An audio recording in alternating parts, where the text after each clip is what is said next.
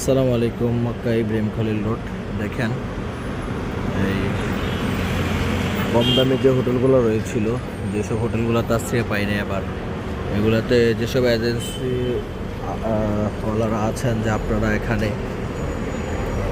হাজে উঠাবেন, এমনিতে আপনারা হোটেলের রুম বুক না করে তাসরিয়া নিয়ে নিছেন অথবা পরবর্তীতে রুম বুকিং করেছেন কম রেটের। এবার এগুলোতে কোনোভাবেই হাজ ওঠানো সম্ভব হবে না।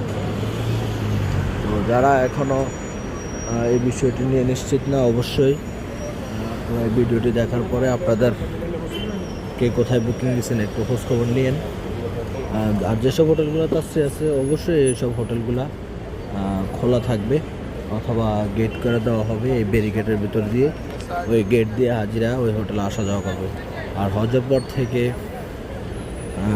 আশঙ্কা করা যাচ্ছে যে ইব্রাহিম খলিল রোডে এরিয়াগুলো সব ভেঙে ফেলা হবে।